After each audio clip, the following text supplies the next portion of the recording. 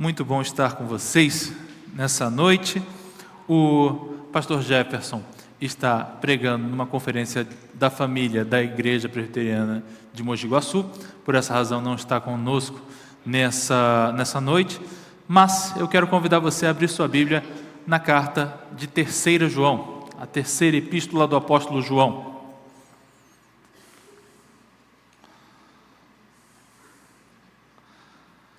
O bom é que quando você terminar a leitura, você vai poder dizer que já leu um livro da Bíblia inteiro essa semana, tá bom? 3 de João. Muito bem, todos acharam? Vamos ler, diz assim: o presbítero ao amado Gaio, a quem amo na verdade. Amado, oro para que você tenha boa saúde e tudo lhe corra bem, assim como vai bem a sua alma. Muito me alegrei ao receber a visita de alguns irmãos que falaram a respeito da sua fidelidade e como você continua andando na verdade. Não tenho alegria maior do que ouvir que meus filhos estão andando na verdade. Amado, você é fiel no que está fazendo pelos irmãos, apesar de lhes serem desconhecidos. Eles falaram à igreja a respeito deste seu amor. Você fará bem se os encaminhar em sua viagem de modo agradável a Deus, pois foi por causa do nome que eles saíram sem receber ajuda alguma dos gentios.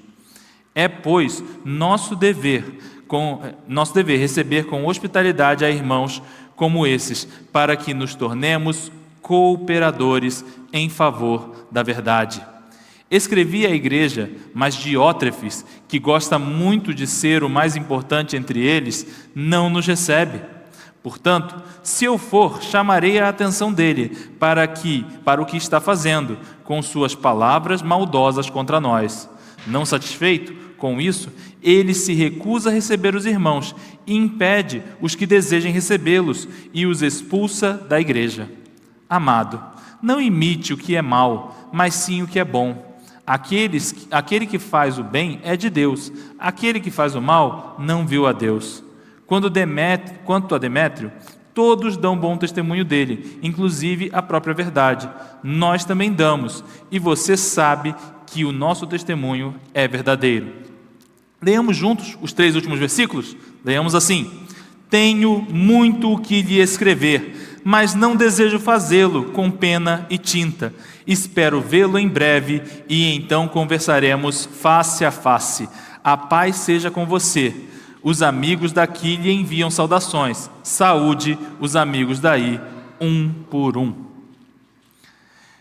Hoje, a minha intenção é falar um pouquinho com vocês sobre mais uma palavra do vocabulário do discípulo. E a palavra é a palavra igreja. Mas igreja é uma palavra que tem em si uma complicação considerável, que é o fato de que, quando nós falamos sobre a igreja, a primeira coisa que você vai me perguntar é: mas como nós definimos igreja? Quantas coisas pode significar a palavra igreja?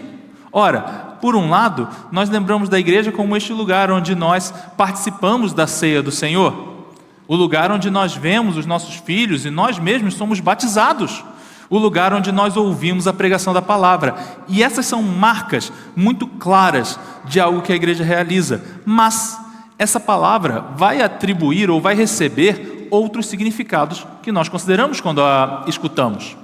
Por um lado, a igreja tem certos aspectos administrativos de uma organização. Ora, nós sabemos que a igreja, por exemplo, tem um conselho que toma decisões. Portanto, as pessoas se reúnem para tomar decisões como um conselho administrativo de fato. A igreja também é esse lugar que lida com um fluxo de caixa. Ela, de alguma maneira, recebe dinheiro e ela precisa direcionar esse dinheiro em diferentes ações. A igreja também é esse lugar onde nós vemos várias pessoas reunidas para escutar uma explanação ou uma explicação de um texto. Ora, são muitos detalhes e muitos aspectos que lhe pertencem, mas em alguns momentos nós tendemos a olhar para a igreja, eu acredito, com uma lógica um tanto que empresarial. A gente olha para ela e pensa, é como uma empresa. Tem funcionário, tem conselho administrativo, tem recursos que precisam ser administrados. Ora, tem pessoas, que de alguma maneira contribuem financeiramente para que o local continue existindo. De fato, poderíamos dizer que é uma empresa, correto? Mas ela está muito além de uma empresa, né? Afinal, nós também sabemos que a igreja é esse lugar onde nós ouvimos a palavra de Deus e Deus fala poderosamente. A igreja é um lugar também que não pode ser comparado com a empresa, porque, em tese, nós não devemos olhar para outra igreja como nossa concorrente. Eu espero que você não passe aqui pelo Aquários, pelo bairro, veja uma igreja que não é a nossa igreja e pense: ah, Senhor, tomara que feche. Ah, Senhor, feche as portas. Eu espero que você não ore assim, porque de fato essa não é uma oração ideal. Ora, se a palavra de Deus está sendo pregada, se o Senhor Jesus está sendo apresentado e se pessoas estão tendo a oportunidade de entregar suas vidas ao Senhor, é certo que o lucro desta igreja, ou seja, pessoas que entregam sua vida a Jesus, é o nosso lucro. Nós também ganhamos com eles. Portanto, existe uma percepção de que a igreja está muito além dessa lógica empresarial. Mas, tristemente, às vezes, o nosso olhar ou a nossa maneira de lidar com ela pode acontecer de uma maneira um tanto que empresarial, ou ainda de uma maneira como se nós fôssemos simplesmente funcionários ou donos de um negócio. E essa carta de João, ela mostra um pouquinho disso para nós. É uma carta que contém alguns aspectos importantes. No mundo antigo, não havia LinkedIn. O LinkedIn foi inventado mais ou menos 2 anos depois do fim do Império Romano, certo? Brincadeira, talvez tenha sido um pouquinho mais. Mas o LinkedIn te ajuda a muitas vezes saber o que uma pessoa está fazendo, quem ela é no sentido da administração, como ela age, o que ela gosta, o que ela prefere, enfim. É uma rede que te permite ter alguma noção sobre o perfil daquela pessoa como funcionário. Ora, no mundo antigo isso não existia. No mundo antigo, você precisava de uma carta de recomendação, de uma carta que dissesse ou apresentasse de alguma maneira aquela pessoa por meio de alguém que aí sim eu conheço. Ah, esse tal de Demétrio eu não sei quem é, mas esse tal de Gaio, mas esse tal de João, Gaio diria, ah, esse tal de João eu sei, é o apóstolo. Não só, nós ainda vamos perceber que na carta ou nesse formato, você vê que a carta ela fala muito sobre hospedagem. E isso também é muito importante. Nota, no mundo antigo, não era normal haver hotéis.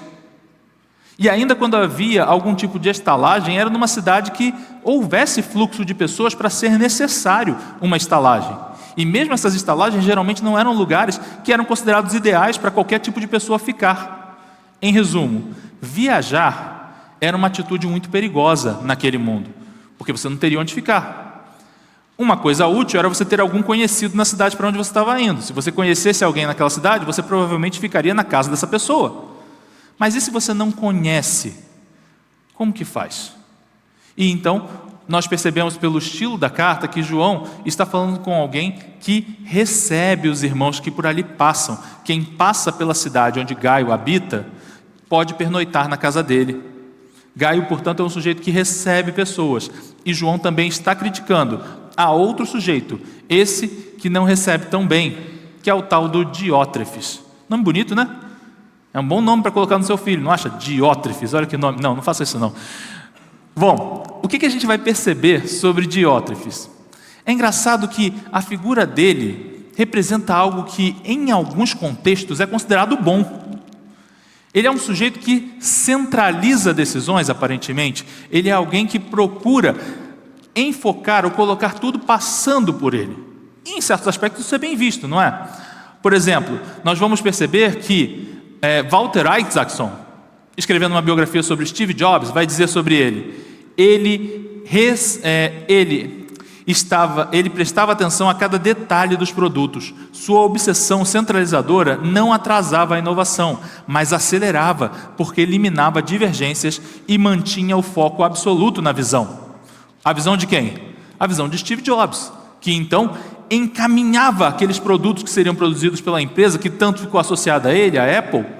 Esses produtos se encaminhavam da maneira como Steve Jobs os idealizava. E ele ia tomando decisões e fazendo acontecer. Por essa razão, que as apresentações de produtos da Apple, na época em que Steve Jobs era vivo, geralmente acontecia naquele ambiente minimalista, ao estilo do Steve Jobs, e ele era a grande figura.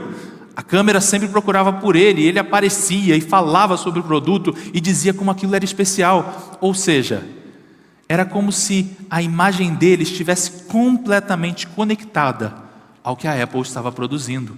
De fato, se centralizava em volta dele.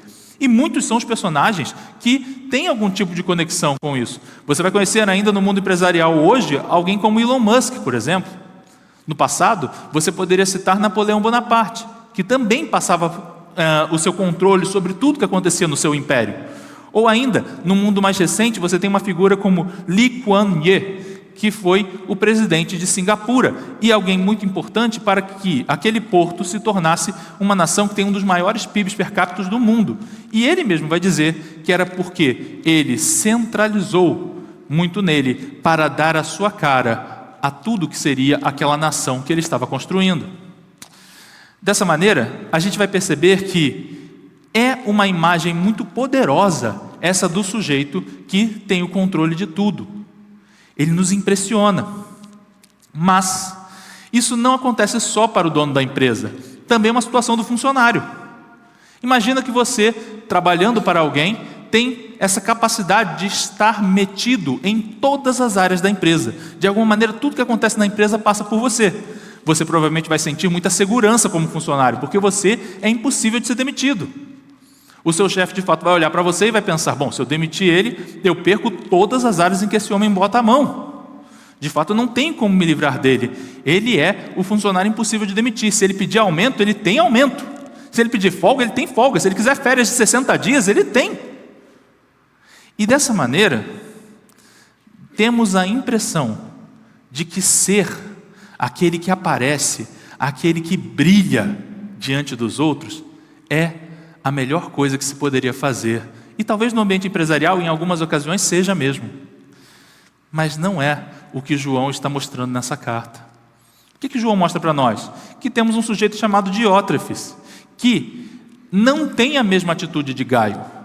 Ele não está disposto a receber os irmãos, a hospedar ninguém. A intenção de Diótrefes é garantir que ninguém apareça na igreja que seja estranho, que não seja daquele grupinho de pessoas que escutam ele, porque afinal, essa pessoa poderia ter uma oportunidade de falar, uma oportunidade de pregar, e assim poderia diminuir o tanto que Diótrefes aparece. Esse homem tem a intenção, portanto, de ser visto. Notem-no. De fato, a palavra que João usa para ele, no grego, philaprotuo, que é a ideia de você ter uma amizade ou um amor pelo primeiro lugar. Você percebe a seriedade de uma coisa dessas? Amizade pelo primeiro lugar? Na prática, o que ele está dizendo para nós? Que ele é amigo de ser o primeiro. Ele não tem amigos de verdade, ele não se relaciona com pessoas, ele se relaciona com o objetivo dele, que é ter a preeminência, que todos o vejam, que todos pensem nele como o melhor que poderia haver. Essa é a figura que João apresenta sobre esse homem, para dizer que ele não está correto e que o caminho dele é terrível, a ponto de João dizer que essa busca dele de estar acima dos outros não é uma atitude de alguém que conhece a Deus, o que é um comentário bem duro, mas que o apóstolo pode fazer e dizer, olha, tentar ter essa preeminência sobre todos, isso não é aquilo que alguém que conhece a Deus faria. Bom, e aí nós percebemos que isso se manifesta inclusive nessa maldade de tentar impedir os outros de fazerem aquilo que é bom. Matthew Henry, um comentarista bíblico, falando sobre essa cena, vai dizer, é ruim não fazer o bem nós mesmos, mas é pior ainda impedir aqueles que desejam fazê-lo. Como quem diz, você percebe o quanto é terrível que você não queira fazer algo bom e ainda queira impedir os outros de fazer? Não, porque se eles fizerem, talvez eles pareçam bons e só eu posso parecer bom, só eu posso ser visto, só eu posso ser notado. Essa é a atitude desse homem que é amigo de ser o primeiro, que tem a intenção de ser o primeiro. Para além de todo o mal que isso pode trazer, tal centralização nem sempre traz bons resultados. Nós podemos lembrar também de Nicolae Ceausescu, que foi o ditador da Romênia antes da queda daquele país da Cortina de Ferro. Único país em que a queda do regime levou também a uma espécie de revolução, com a deposição do ditador e sua morte por fuzilamento. Sobre Ceausescu, um biógrafo vai dizer: rodeado por bajuladores, ele perdeu o contato com a realidade econômica, insistindo em políticas que arruinaram o país. Ou seja, a ideia é que esse homem queria tanto ouvir que ele era especial, queria tanto ouvir que ele era o melhor, queria tanto ouvir só coisas boas de si mesmo, que ele nem sequer permitia que chegassem a posições de poder aqueles que de fato eram competentes, mas apenas aqueles que o bajulavam. Quando nós somos centralizadores e procuramos que apenas nós brilhemos, procuramos a nossa própria glória, há ainda o risco de que talvez nós só tenhamos bajuladores à nossa volta e ninguém de fato competente. Por outro lado, essa atitude, como eu disse a vocês, não condiz com o que a Escritura nos diz. Então nós temos que olhar também para a figura de Gaio, que eu quero dizer para você que João está lançando um desafio a Gaio, e talvez seja um dos desafios mais estranhos que eu já vi na Bíblia. Porque o desafio de João a Gaio, se você olhar aí dos versículos 1 a 8 da carta que nós lemos, você vai perceber que o desafio dele é: continue fazendo o que você está fazendo. E eu acho isso inacreditável. Meus irmãos, hoje, papel pode ser um objeto que nós compremos com alguma facilidade, mas naquele mundo, primeiro, não era papel, mas em segundo lugar, aquilo que é necessário para enviar uma carta era caro. E portanto é muito estranho para mim que uma pessoa escreva uma carta para dizer: continue fazendo o que você está fazendo. Mas se já está fazendo, para que dizer para continuar? Qual a necessidade de dizer ao homem para fazer o que ele está fazendo? Mas talvez uma palavra que nos ajude seja quando ele diz: não imite a conduta de Diótrefes. É como se ele estivesse dizendo: eu sei que a conduta desse homem pode parecer mais grandiosa, e portanto agir como ele age talvez pareça melhor, mas eu quero te dizer, o que ele faz não é próprio de alguém que conhece a Deus. Você está agindo como alguém que conhece a Deus, portanto não imite a conduta desse homem. O que esse homem faz é mal, ainda que faça ele aparecer, que faça ele brilhar, que faça ele se mostrar melhor que os outros. O que ele está fazendo é mal. É por isso que é necessário dizer: continue fazendo o que você está fazendo, para dizer que eu sei que é atraente imitar esse homem, mas eu estou te dizendo, não é bom imitá-lo. Em Mateus 25, Jesus descreve algo muito importante e que ajuda a gente a perceber o que está acontecendo aqui. Em Mateus 25, ele vai contar para nós a história do julgamento pelo qual todos os homens vão passar. Os homens são postos à sua direita e à sua esquerda. E então, para um dos grupos, Jesus diz: vinde, benditos do meu Pai, venham conhecer o lugar de descanso, porque quando tive fome, vocês me deram alimento, quando tive sede, vocês me deram de beber, eu estava nu e vocês me vestiram, estava preso e vocês me visitaram. E obviamente Jesus prevê uma pergunta muito importante que aquele povo vai fazer, que é: Senhor, quando foi que fizemos isso? Hoje, passados tantos anos, a gente poderia ainda acrescentar essa pergunta e dizer: Senhor, nós nem sabíamos como era o seu rosto até agora, nós nunca tínhamos visto o Senhor, como pode dizer que nós fizemos essas coisas pelo Senhor? E então Jesus responderá: ora, certamente quando vocês fizeram isso por um destes pequeninos, estavam fazendo a mim. O que a gente vai perceber aqui? Que Gaio está sendo chamado a fazer uma das coisas que Jesus fala nesse texto, que foi uma que eu omiti aqui apenas para trazer um suspense. Qual é a atitude de Gaio? Ele hospeda. Jesus fala no mesmo texto também: vocês me hospedaram quando eu não tinha onde ficar. Vocês me hospedaram. Gaio está fazendo exatamente isso. E é isso que chama a atenção para mim, porque está mostrando para nós que Gaio está cumprindo exatamente com o que Jesus previu lá em Mateus capítulo 25. E aí, João diz que Gaio é sonergas ha aletheia, que significa colaborador ou cooperador da verdade. Você percebe como existe uma sutileza muito bonita nessa palavra? Verdade, você bem sabe, está se referindo à relação com Deus, está se referindo ao próprio Jesus. Mas ser cooperador é algo que eu acho muito bonito na linguagem que João está usando. Ser alguém que ajuda, perpassa, que recebe parte do que ele tem de fazer. E por que isso me chama a atenção?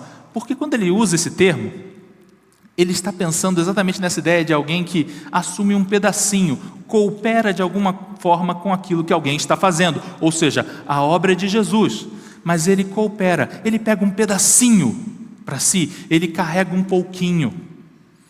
E aí, a verdade é que, se a gente pensar bem, para que Deus precisaria de nós? De que maneira ele olharia para você e diria: puxa vida, eu preciso de Gaio para hospedar essas pessoas, porque eu mesmo não consigo hospedá-las? Ou de que maneira ele olharia para você e veria alguma coisa que você faz para servir ao reino e diria: realmente, se ele não fizesse isso, eu não conseguiria. Deus não é o seu patrão. Ele não olha para você pensando: talvez esse funcionário aqui seja muito importante para mim. Eu te garanto, meu irmão, Deus não precisa de você para nada. Pesado isso, né? Mas tem algo de muito bonito nisso. Deus pode não precisar de você para nada, mas você vai concordar comigo que ainda assim, o que nós estamos lendo nesse texto é que Gaio é cooperador, ou seja, Deus usa Gaio. Por quê? Isso me lembra a cena de um filme. Vocês sabem que eu sempre cito um filme quando eu venho aqui, né? Existe a cena de um filme muito bom chamado A Batalha das Correntes, que conta a história da escolha por qual seria o tipo de corrente que seria usada. A corrente contínua ou a alternada. No final das contas, usou-se as duas, mas deixa isso para lá. Fato é que havia uma discussão no filme sobre qual das duas usar. E no final do filme tem um diálogo muito legal entre Thomas Edison e Nikola Tesla, um diálogo inventado pelo filme, em que Tesla vai dizer: sabe de uma coisa? Vocês se preocupam muito com o fio. Vocês estão muito preocupados com o lugar por onde a corrente vai passar. Mas isso não importa. Eu te garanto que no futuro a gente nem vai usar mais o fio. Olha só a previsão, né? No futuro a gente nem vai usar mais o fio. O que importa mesmo é a energia e ela chegar ao uso que a gente planeja. É ela partir daquele lugar e chegar em outro. Por enquanto nós precisamos do fio. Mas um dia nós nem vamos usar mais o fio. Ok, essas são as palavras de Tesla no filme, que são tiradas de algumas ideias que Tesla de fato tinha. O que me impressiona nisso daí? É que quando eu vejo essa cena, eu penso sempre em nós. De fato, Deus não precisa de nós. Nós somos como o fio, somos completamente desnecessários. Deus não precisa de você nem de mim, mas isso não quer dizer que Ele não nos use. Deus, em sua misericórdia, nos usa. Ele de fato realiza coisas através de nós. E que coisas são essas? Ora, onde tudo isso começa? Na glória de Deus. Deus é glorificado. E então Ele realiza coisas nesse mundo para que no final, o que vai acontecer? Nós também o glorificaremos. De modo que ser o fio é ser aquele objeto pelo qual passa a glória de Deus. Você percebe aí a nossa importância? De fato, nós não somos importantes. Porque o que importa é o lugar de onde parte e onde termina. Mas ao mesmo tempo, também significa que Deus, em sua misericórdia, decide despejar glória em nós, para que nós possamos sentir a glória dele passando por nós, quando nós o servimos. E essa é uma das coisas maravilhosas que a igreja realiza. A igreja serve a Deus. E é por isso que Jesus vai falar em Mateus 25 sobre: ora, nós o servimos quando nós fizemos algo por estes pequeninos. Ou seja, de que maneira nós servimos a Deus? Através dos dons e talentos que Ele nos deu, para servirmos a cada pessoa da comunidade. Quando nós servimos a comunidade, nós estamos servindo a Deus. Nós estamos sendo esse fio pelo qual as maravilhas de Deus estão acontecendo. E de novo, repare, lembra-se do que João disse: continue fazendo o que você já faz. Deus muitas vezes vai desafiar você. Em algumas ocasiões na vida, Deus vai te desafiar a fazer alguma coisa. Mas uma coisa muito bonita aqui é que Deus não exige de nós nada que Ele não nos dê primeiro. Não é à toa que Agostinho de Hipona vai dizer: Senhor, demanda-me o que quiseres, mas dá-me aquilo que me demandas. Senhor, o Senhor pode exigir de mim qualquer coisa, mas eu sei que eu só realizarei a coisa que o Senhor está exigindo se o Senhor mesmo me der. Deus deu a Gaio a capacidade de ser hospitaleiro, e é por isso que ele é hospitaleiro, e é dessa maneira que ele glorifica a Deus. Quais dons Deus tem te dado para servir a comunidade? Sirva, porque essa é a maneira pela qual Ele te habilitou a glorificá-lo. Ele não precisaria, Ele não precisava de você, mas Ele decidiu derramar a sua glória através de você. Isso tem que levar a gente a perceber que um cargo ou uma posição não é a coisa mais importante que nós temos na igreja. Nós não procuramos ter o lugar onde nós mais brilhemos, nós não procuramos ter a posição em que todo mundo nos note, em que todo mundo pense: nossa, ele é imprescindível para esse lugar. Mas pelo contrário, a nossa posição é simplesmente fazer aquilo que Deus nos chamou a fazer, em qualquer lugar onde Ele nos colocar. Se for um lugar onde você é notado, amém. Mas lembre-se que isso é tão somente para a glória de Deus e não tem nada a ver com você. Não é sobre as suas incríveis habilidades, mas é sobre o fato de que você é um fio e por você a glória de Deus pode passar.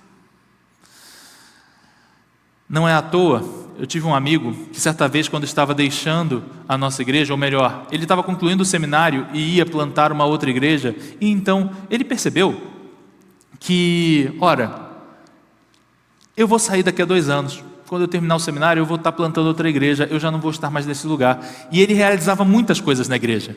E eu lembro de ir percebendo ele cada vez mais saindo das coisas, depois de ter treinado alguém para realizar aquela coisa. Então eu fui até ele e perguntei: Charles, o que está acontecendo? E aí ele me explicou que ele estava deixando a igreja, e então ele me disse assim: ora, eu tenho que deixar as coisas tão ajustadas, tão azeitadas, ao ponto de, depois que eu for embora, ninguém mais perceba que eu saí. A intenção é que quando eu for embora, eles não olhem para mim pensando: puxa vida, sem o Charles aqui a gente não consegue fazer nada, mas pelo contrário, que eles nem notem que eu fui embora. É claro que nós notamos que ele foi embora, é claro que ele fez muita falta, mas ao mesmo tempo, de fato também, ele fez o possível para que a glória de Deus pudesse continuar naquele lugar, sem ele. Ou seja, a minha intenção não é que as pessoas lembrem de mim pensando: agora nada mais será como era antes porque ele não está aqui, mas pelo contrário, a minha intenção tem que ser que Deus seja glorificado, sempre, quer eu esteja, quer eu não esteja, a ponto desse meu amigo ter dito: olha, tem gente que inclusive tem feito as coisas muito melhor do que eu fazia. Isso me lembra as palavras de um importante pregador ou de um importante homem que financiou as missões morávias, um grupo na história da igreja muito importante, Conde Nicolau von Zinzendorf, que disse: pregue o evangelho, morra e seja esquecido. Ele não foi esquecido, mas esse objetivo explica muito porque as missões que ele patrocinou aconteceram e foram uma bênção na história da igreja. Por último, eu queria comentar que existe também na igreja o ato de ser uma comunidade de comunhão. Meio redundante, né? Uma comunidade de comunhão, mas é exatamente o que ela é. Por um lado, ela é esse lugar onde nós não buscamos a nossa própria glória, nós buscamos a glória de Deus. E também, Deus é glorificado no fato de que nós estamos unidos. João declara que ama Gaio 5 vezes na carta. Você tem noção que essa carta tem 15 versículos? E João precisa dizer 5 vezes que ama Gaio? Isso vai mostrar para a gente que existe uma relação bonita entre aqueles que compõem a igreja do Senhor. Na verdade, talvez seja a única coisa que eles têm em comum. Porque o que nós vamos perceber é que ele menciona a ideia de desconhecidos, e a ideia no original é estrangeiros. Os estrangeiros. Você sabe o que é um estrangeiro no mundo antigo? O estrangeiro no mundo antigo é aquele sujeito que você nunca deve ajudar. Porque o estrangeiro é o sujeito que entra na sua cidade e ele possivelmente é um espião. Ele está olhando as fraquezas da cidade para saber por onde uma invasão vai acontecer, ele está olhando as fraquezas da cidade e talvez procurando os lugares onde há riqueza. E se ele entrar na sua casa, ele vai olhar cada lugar onde há riqueza ali. O estrangeiro pode ser também um escravo fugido. E nesse sentido, você está auxiliando uma pessoa em fuga. Ele pode ser também um ladrão. E aí, se ele entrar na sua casa, ele vai pegar alguma coisa e fugir. Você nunca ajuda um estrangeiro naquele mundo. Mas mesmo assim, o que nós estamos sabendo no texto é que justamente Gaio era alguém que auxiliava esses estrangeiros que passavam pela região, que eram irmãos em Cristo. Ou seja, a comunidade dos crentes muitas vezes tem como a única coisa que eles têm em comum o fato deles crerem em Jesus. Porque de fato eles podem ser completamente estrangeiros uns para os outros. Na igreja daquele tempo, assim como hoje, não era necessário ser parte de uma etnia. Não havia a necessidade que não, só pode ser crente quem é assim, quem tem os olhos dessa forma, quem tem os cabelos daquela forma. Não havia esse tipo de regra. Todos eram convidados a crer no Senhor Jesus. Portanto, era possível que uma pessoa fosse completamente diferente de você, em aparência, em vivência, em origens. Mas vocês tinham uma coisa em comum: ambos adoravam ao Senhor Jesus. Então a igreja é essa comunidade onde nós temos comunhão, mesmo que possamos ter todas as diferenças do mundo, porque nós estamos unidos em Cristo. E não só isso, nós vamos perceber também que na comunidade nós temos atestadas as marcas da nossa salvação. É por essa razão que João pode dizer a Gaio: sei que vai bem a tua alma. Nossa, deve ser bom ouvir isso, né? Você imagina um apóstolo dizendo uma coisa dessas para você? Sei que vai bem a tua alma. E como João soube disso? Deve ter sido algum tipo de revelação especial. O Espírito Santo falou com ele para que ele então dissesse isso a Gaio, não é mesmo? Não, ele diz para nós: porque os irmãos me falam de como você tem exercido o ministério da hospitalidade por eles. Ou seja, o que ele está dizendo? A igreja confirma para nós que de fato a nossa alma vai bem no Senhor. Veja bem, é o Espírito quem diz a nós que nós somos filhos de Deus. É a ação dele nos revelar a nossa filiação a Deus. Mas é a ação da comunidade perceber que a nossa alma vai bem. Perceber que nós estamos de fato servindo, não para que a gente apareça, não para que as pessoas vejam a gente brilhar, mas pelo contrário, para que Deus seja engrandecido em nossas vidas. E então alguém poder vir até você e dizer: tenho visto que a sua alma vai bem, porque você tem feito Cristo e não a você mesmo brilhar. Além disso, a igreja é esse lugar onde nós também percebemos que alguém não está mais vivendo na posição correta. Mesmo que João tenha feito essa crítica a Diótrefes, note que ele diz que ele vai até lá para corrigi-lo, para controlar e fazer parar as palavras maldosas que ele tem dito. Talvez a disciplina para Diótrefes não tenha sido efetiva para a sua salvação e ele tenha de fato se perdido. Mas talvez, quem sabe, oremos ou esperemos, quem sabe, quando João foi lá e confrontou, aquele homem não se arrependeu. A igreja também é um lugar onde nós somos confrontados para nos arrepender quando a nossa alma não vai bem.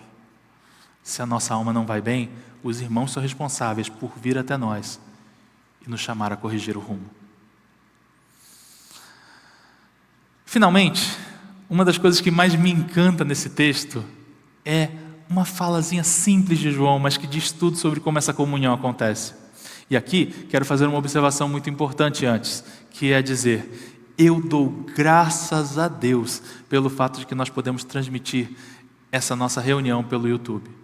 Eu dou graças a Deus que pessoas possam assistir por N circunstâncias que não estão aqui conosco, elas possam assistir e estar de alguma maneira presentes conosco, mesmo que à distância, ouvindo essa palavra, e outros possam inclusive assisti-la pelo YouTube depois para poder participar das reuniões dos nossos PGs. Mas eu quero dizer uma coisa para você. Percebe como João diz? Há muitas outras coisas que eu quero te dizer, mas não quero fazê-lo com papel e tinta. Eu quero fazer quando estiver face a face com vocês. Um último aspecto poderoso que nós vamos descobrir é: a igreja vivencia mais profundamente o Espírito de Deus em comunhão. É quando nós nos reunimos aqui para adorar, que nós temos uma percepção do Espírito de Deus tão grande, que é por essa razão que muitas vezes você vai sair daqui e talvez, depois de ter ouvido alguém pregar uma palavra muito boa, você diga, nossa, que palavra boa, foi uma palavra maravilhosa, mas você nem sabe explicar por que ela foi maravilhosa, porque de alguma maneira o Espírito Santo agiu e falou poderosamente naqueles que estavam naquele lugar, e de fato não vai ser tão simples explicar por que aquilo mexeu com você, mas você sabe que o Espírito mexeu com você, que o Espírito de fato falou. Essa é uma maravilha inigualável da igreja em comunhão. Há coisas que não se pode dizer através de uma tela do YouTube. Há coisas que simplesmente não vão chegar, tal qual elas não chegam através de papel e tinta. E mais uma vez eu dou graças a Deus por cada um daqueles que está nos acompanhando online. E dou graças a Deus porque Deus tem esse meio para levar a sua palavra. Mas eu reitero, a igreja se reúne. E isso é nesse lugar que o Espírito Santo fala mais profundamente aos irmãos. Por fim, eu digo a vocês, Jesus certa vez foi perguntado pela mãe de Tiago e João, Senhor, será que os meus filhos podem se sentar um à sua direita e o outro à sua esquerda no seu reino? Como quem diz, eles podem ser acionistas, os mais importantes do seu reino? E Jesus aparentemente teve que lidar com essa pergunta muitas vezes, porque nós vemos ela aparecendo e reaparecendo nos evangelhos. E então um dia ele decide explicar, e ele diz, olha, podem vocês tomar o cálice que eu vou tomar? E João e Tiago acham que é simples e dizem, claro que a gente toma. Mas Jesus vai lembrar, não é simples. Esse cálice é bem difícil. Mas apesar disso, de fato, nós somos colaboradores e de alguma maneira nós participamos dos sofrimentos de Cristo, como diz o apóstolo Paulo. Mas Jesus prossegue. E então surge a pergunta, ora, de que maneira, ainda que vocês pudessem tomar o cálice que eu vou tomar, não me compete dizer a vocês que vocês vão estar à direita ou à esquerda. Sabe por quê? Porque o reino de Deus não é como os reinos dos homens. Olha para Diótrefes de novo. No reino dos homens, aqueles que aparecem mais e aqueles que exercem poder e controlam as pessoas, esses são os mais importantes. Mas no reino de Deus, é necessário ser servo. E aqueles que servem aos outros é que são os maiores. Porque Jesus estava dizendo, Ele mesmo, o Rei deste reino, o Senhor de todos os senhores, Ele se fez servo de todos, porque todos são salvos por meio do serviço dEle. Ele é servo de todos, e ainda assim Ele é Rei sobre todos também. Portanto, quem são os maiores no reino de Deus? Aqueles que servem. Quem não serve, não faz parte, mas aquele que serve, aquele que coloca a sua vida a serviço do reino, com os dons que o próprio Deus deu, esse há de descobrir a maravilha da glória de Deus, passando por ele. Amém?